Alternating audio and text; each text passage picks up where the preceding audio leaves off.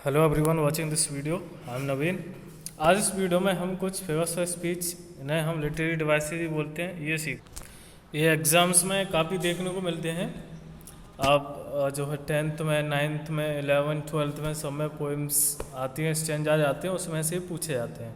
तो इसमें काफ़ी सारे हैं जो कॉमन हैं, वो सारे इसमें हैं। तो हम समझते हैं। फर्स्ट है simile. In this two different things and persons are compared using words. इसमें दो चीज़ों में या दो व्यक्तियों को कंपेरिजन किया जाता है और ये वर्ड्स यूज़ करके, लाइक, एज, सच एज, इन वर्ड्स का यूज़ करके कंपेरिजन किया जाता है ना, उनमें समानता बताई जाती है। इट इज़ लाइक गोल्ड, तो किसी चीज़ की हमने गोल्ड से कंपेरिजन किया और वर्ड क्या यूज़ किया, लाइक। तो लाइक, एज या सच एज वर्ड्स यूज़ करके हम कंपेरिजन कर रहे हैं। तो वहाँ पर जो फिगर्स ऑफ स्पीच होगा वो होगा सिमिली। इसे स्माइल नहीं, सिमिली बोलते हैं, इसे simile. Metaphor, it is an implied simile. ये भी एक सिमिली की तरह है, but it doesn't contain words like as. लेकिन इसमें हम लाइक एज या सच एज का जो यूज़ नहीं करते, इसे हम डायरेक्ट कंपैरिजन करते हैं। इसमें हम camel is the shape of the desert, तो कैमल को हमने किससे कंपैरिजन कर दिया, शेप ऑफ द डेजर्ट से। और यहाँ हमने लाइक एज सच ये वर्ड्स यूज़ नहीं किए, है ना। तो I become lion in the fight, तो यहाँ पर भी देखो अपने आप के लॉयन से कंपेरिजन किया और लाइक, सच एज ये वर्ड्स यूज़ नहीं किए। तो डायरेक्ट कंपैरिजन हो रहा है तो वहाँ पर मेटाफोर है, और like, such as words use के हो रहा है तो वो सिमिली है। और ये सिमिली और मेटाफोर ये बहुत ही कॉमन फिगर्स ऑफ स्पीच है, ये ज़्यादातर हमें देखने को मिलते हैं पोइम्स में। Alliteration, it contains a series of words starting with the same consonant, letter और साउंड। ये इस तरह के वर्ड्स होते हैं किसी लाइन में या पोइम में जो एक ही साउंड से, एक ही कॉन्सोनेंट लेटर से शुरुआत हो रही है उनकी, तो उसे अलिट्रेशन हो रहे हैं। जैसे कि बीज बिकम बैड, तो ये ब ये साउंड रिपीट हो रही है, तो यहाँ पर अलिट्रेशन हो गया। ऐसे भारत प्लेड बैडमिंटन बैडली, तो ब दो बार भी रिपीट हो रहा है तो अलिट्रेशन हो गया। भले ही दो से ज़्यादा बार हो रहा हो, लेकिन कम से कम दो बार होना चाहिए, ठीक है। तो वहाँ पर क्या हो जाएगा, अलिट्रेशन। और अलिट्रेशन ज़्यादातर हर एक पोएम में हमें देखने को मिलता है। नेक्स्ट, ये हमारा अलिट्रेशन रहा। इसी तरह से रिपीटेशन। रिपीटेशन क्या होता है, in this the same word and phrase are repeated in the same sentence. इसमें क्या होता है, एक ही सेंटेंस में या दूसरे सेंटेंस में, एक ही सेंटेंस में या दूसरे में भी एक वर्ड रिपीट होता जाएगा, है ना। तो he brought a small ball, the ball was a solid ball. देखो इसमें बार बार क्या रिपीट हो रहा है, बॉल, पूरा शब्द रिपीट हो रहा हो, तो वहाँ क्या है, रिपीटेशन है। Next, assonance. एसोनेंस क्या होता है, in this the same vowel is repeated but starts with different consonants. इसमें क्या होता है, एसोनेंस थोड़ा सा डीप हो जाता है कि कोई भी वॉवेल है वो रिपीट हो रहा है, लेकिन उससे पहले कोई कॉन्सोनेंट आ रहा है, उससे पहले कोई कॉन्सोनेंट आ रहा है। जैसे इसमें आप देख सकते हैं ई कितनी बार रिपीट हो रहा है ना, उससे पहले कॉन्सोनेंट आ रहा है, और ई की साउंड भी रिपीट हो रही है अगर ई है तो, है ना। बेयर, नियर, नीड, फियर, तो ये साउंड भी रिपीट हो रही है, ई भी रिपीट हो रहा है वॉवेल, तो इस वजह से एसोनेंस है यहाँ पर। कॉन्सोनेंस क्या होता है, in this the same consonant is repeated. इसमें कॉन्सोनेंट रिपीट होता है, देखो इसमें डी डी, अगर शुरुआत में रिपीट हो रहा है कॉन्सोनेंट तो अलिट्रेशन हो गया, लेकिन वो बाद में रिपीट हो रहा है, कभी बाद में कभी शुरुआत में, ऐसे रिपीट हो रहा है वो इरेगुलर, तो कॉन्सोनेंस है। ऐसे देखो इसमें ड ड ड बाद में रिपीट हो रहा है, कभी पहले रिपीट हो रहा है। अगर पहले दो बार भी रिपीट हो गया तो अलिट्रेशन हो गया, लेकिन वो सिर्फ बाद में ही रिपीट हो रहा है, एक बार पहले बाद में ही ज़्यादातर हो रहा है, तो वो कॉन्सोनेंस है। क्लियर। ये एसोनेंस कॉन्सोनेंस थोड़ा डीप में पहुंच जाते हैं। अगर आपको रिपीटेशन, अलिट्रेशन, मेटाफोर, सिमिली ये नहीं मिल रहे हैं, जब आप इन पे पहुंचेंगे एसोनेंस और कॉन्सोनेंस पर, सबसे पहले वही कॉमन रहते हैं। नेक्स्ट है पुन। It makes a kind of joke using funny statement. इसमें एक तरह का जोक होता है ना, जैसे कि pilots have easy access to the cloud storage. जैसे मोबाइल में क्लाउड स्टोरेज होता है, तो हम एक जोक बनाते हो कि जो पायलट्स हैं उनकी पहुंच जल्दी होती है क्लाउड स्टोरेज की, क्योंकि वो क्लाउड में तो रहते ही हैं, है ना। ऐसा यहाँ पर एक तरह का जोक है ना।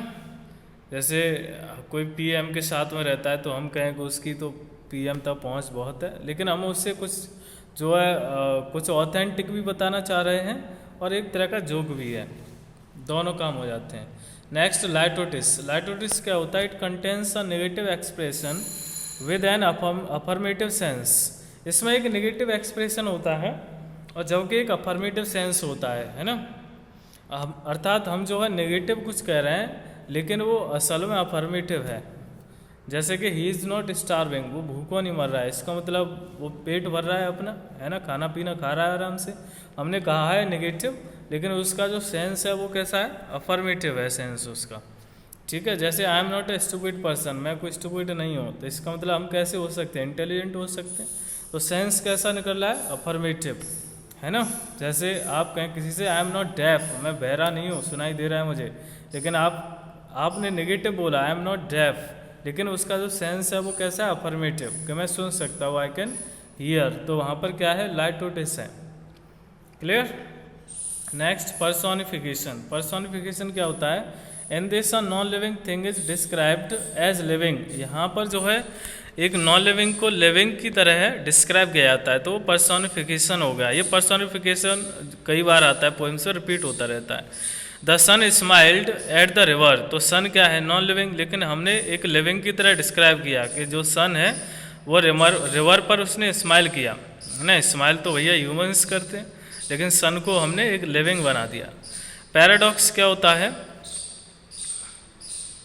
पैराडॉक्स क्या होता है, it contains a contradictory statement in itself, अर्थात इसमें एक कॉन्ट्रडिक्टरी स्टेटमेंट होता है ना।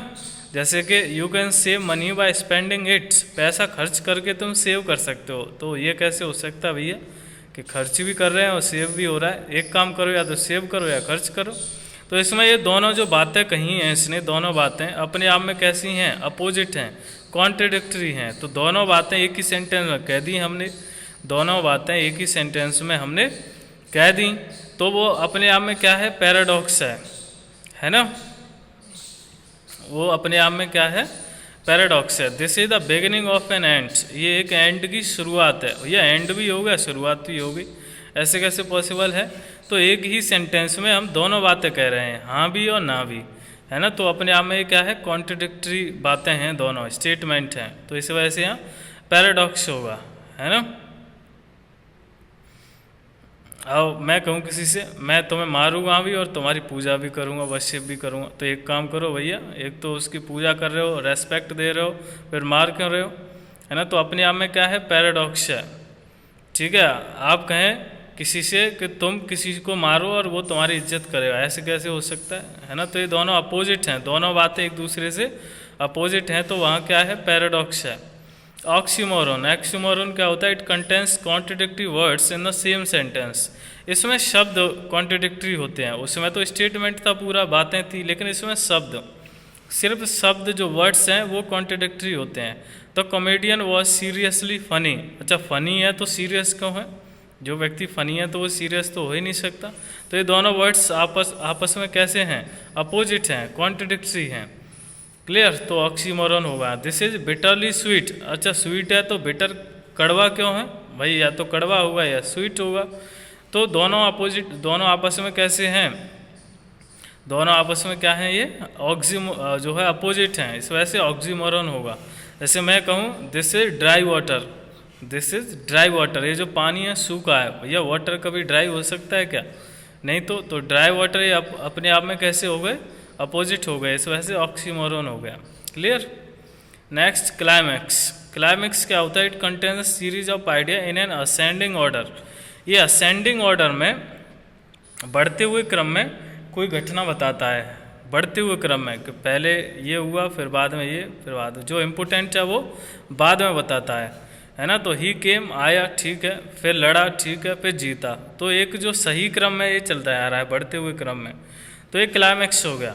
अब एंटी क्लाइमैक्स, एंटी क्लाइमैक्स में क्या है कि घटते हुए क्रम में, कि जो इम्पोर्टेंट है वो पहले बता दिया, फिर कम इम्पोर्टेंट है वो बाद में, फिर सबसे कम है वो बाद में। जैसे कि he is a great leader, तो ये मेन इम्पोर्टेंट ये रहा। या जैसे पहले वाले एग्जाम्पल को ही मैं ले लूँ, he won fought and came, तो मैं उल्टे क्रम में चल रहा हूँ, तो वो एंटी क्लाइमैक्स हो गया। एंटी का अर्थ ही होता है उल्टा, अपोजिट।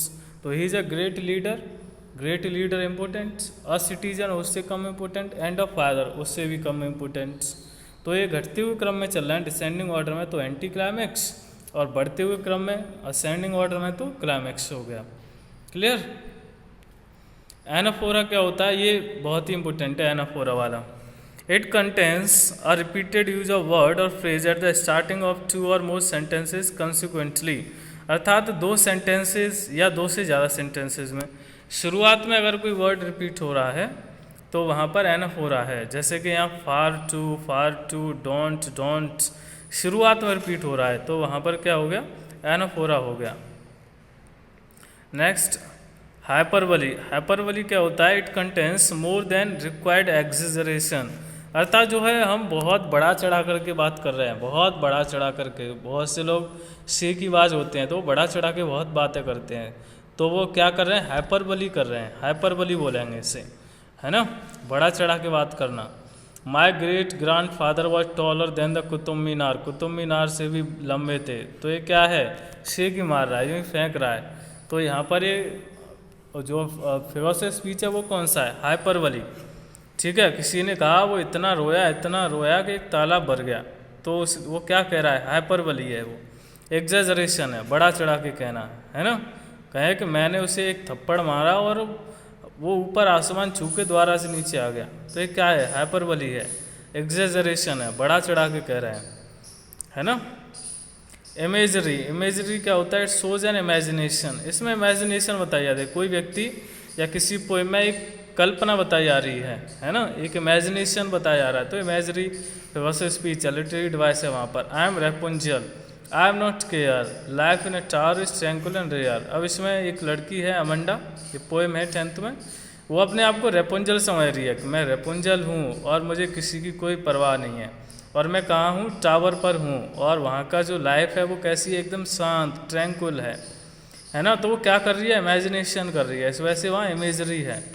इन्वर्जन या anastrophe, in this the traditional order reversed, इसमें क्या होता है कि सेंटेंस हम सब्जेक्ट फिर हेल्पिंग वर्ब फिर मेन वर्ब ऐसे लिखते हैं, लेकिन उसे हम उल्टा कर दें, सबसे पहले ऑब्जेक्ट फिर सब्जेक्ट फिर हेल्पिंग वर्ब, इसे हम उल्टा लिख दें, ऑब्जेक्ट को पहले लिख दें, उल्टा मतलब ऑब्जेक्ट को पहले लिख दें फिर सब्जेक्ट को, है ना, तो वो इन्वर्जन हो गया। आउट ऑफ द सी केम ही, और करेक्ट होना चाहिए था ही केम आउट ऑफ द सी, लेकिन हमने उल्टा लिख दिया, ये भी करेक्ट है, आउट ऑफ द सी केम ही सही है। इंटेलिजेंट ही इज, तो देखो हमने उल्टा लिख दिया ये, तो ये क्या है, इन्वर्जन है या एनास्ट्रोफी है। अनोमेटोपोइया, ये क्या है, इसमें साउंड क्रिएट होती है, किसी की साउंड बताई जा रही है, bees, hum, cats, mew, dogs, bark, sound बताई जा रही है, तो अनोमेटोपोइया है ये। एपोस्ट्रोफी क्या होता है, जिसमें हम किसी नॉन लिविंग चीज़ को एक लिविंग की तरह जो है पुकारते हैं, उसे कॉल करते हैं, एड्रेस करते हैं, है ना। ओ डेथ, तो डेथ क्या है, इनविजिबल है ना, नॉन लिविंग है, लेकिन हम उसे एक लिविंग पर्सन की तरह बुला रहे हैं। O death why don't you come, O life why are you so hard, तो ये क्या है, एपोस्ट्रोफी है ना। जैसे मैं कहूँ O sky why are you not coming down, तो ये क्या है, एपोस्ट्रोफी है। O rain why are you not falling, तो ये क्या है, एपोस्ट्रोफी है। Exclamation, it is used to draw greater attention to a point ending with an exclamation mark. Exclamatory जो सेंटेंस होते हैं वही एक्सक्लेमेशन फिगर्स ऑफ स्पीच है ना। जो एक्सक्लेमेटरी जिसमें एक्सक्लेमेशन मार्क लगा है वो एक्सक्लेमेटरी हो गए, एक्सक्लेमेशन हो गए। फिगर्स ऑफ स्पीच कौन सा है उसमें, exclamation. Interrogative, in this question are asked, किसी में अगर क्वेश्चन पूछा गया है तो इंट्रोगेटिव है, और जो क्वेश्चन पूछा जाता है उसमें जवाब नहीं चाहिए, है ना, उसमें सिर्फ इफेक्ट्स दर्शाने के लिए। Can fools ever become intelligent, जो मूर्ख हैं क्या वो कभी इंटेलिजेंट बन सकते हैं, तो ये हम क्वेश्चन नहीं कर रहे, ये हम जोर दे रहे हैं, है ना, ये क्या ऐसा कभी हो सकता है ना। क्या जो है पृथ्वी कभी आसमान पर पहुंच सकती है, आसमान में तो ऑलरेडी है ना।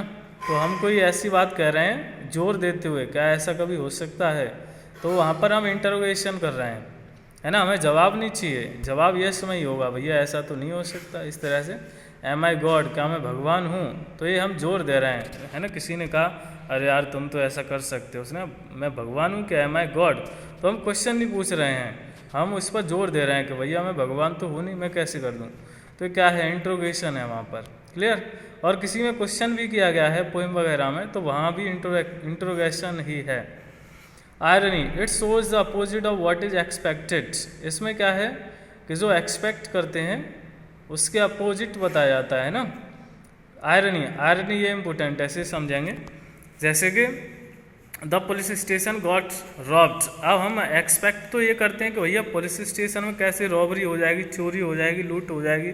कोई एक्सपेक्ट कर सकता है क्या कि पुलिस स्टेशन में चोरी हो गई, लूट हो गई? तो ये अपने आप में क्या है, आयरनी है। A pilot has fear of Heights, एक पायलट है उसे हाइट से डर लगता है, तो वो पायलट कैसे ने बना दिया? तो अपने आप में क्या है, ये आयरनी है। जैसे मैं कहूँ एक आर्मी मैन को गन चलाने से डर लगता है, तो ये अपने आप में क्या है, आयरनी है। तो आर्मी में क्यों गया भैया, जब गन चलाने से डर लग रहा है तो, है ना। आप कहें एक कार ड्राइवर को कार चलाना नहीं आती, तो कार ड्राइवर क्यों है? तो इस वजह से अपने आप में क्या है, आयरनी है। क्लियर? तो जो व्यक्ति जिस काम के लिए है और वही वहाँ होता नहीं है, तो वो क्या है, आयरनी है। क्लियर? यूफिमिज्म, यूफिमिज्म क्या है? It shows a disagreeable thing by an agreeable name. अब इसमें देखो यूफिमिज्म ऐसा है कि हम कोई चीज़ डायरेक्टली ना कह के थोड़ा सा घुमा फिरा के कह दें, ताकि दूसरा व्यक्ति समझ जाए, लेकिन एकदम शॉक नहीं हो, वो शॉक्ड नहीं हो जाए। ऐसे ही has fallen asleep for ever, वो हमेशा हमेशा के लिए सो गया, इसका मतलब उसकी डेथ हो गई। हाँ, हमने डायरेक्ट तो बोला नहीं, ही हैज़ डाइड, हमने थोड़ा सा फ्रेजेस का कुछ यूज़ करके और बोल दिया, he has fallen asleep forever. तो क्या है अपने आप में, euphemism. You are telling me a fairy tale, है ना, तुम एक मन गढ़ंत कहानी मुझे सुना रहे हो, इसका मतलब झूठ बोल रहे हो, है ना। तो हम डायरेक्ट नहीं बोल रहे हैं कि यू आर लाइंग, बल्कि एक थोड़ा सा घुमा फिरा के हम उससे कुछ कह रहे हैं, बल्कि वो समझ जाएगा कि हाँ ये कहना चाह रहा है। तो अपने आप में क्या है, यूफिमिज्म, है ना। आप कहें किसी से आई एम वेरी हंग्री, है ना, you are eating food, I am very hungry, है ना, तो इसका मतलब दूसरा समझ जाएगा कि इसे खाना चाहिए। तो वहाँ पर क्या है, यूफिमिज्म है ना। तो इस तरह से हम जो है, अब देखो ऐसे ही antithesis it shows contrast of words, statement, sentiments in the same sentence.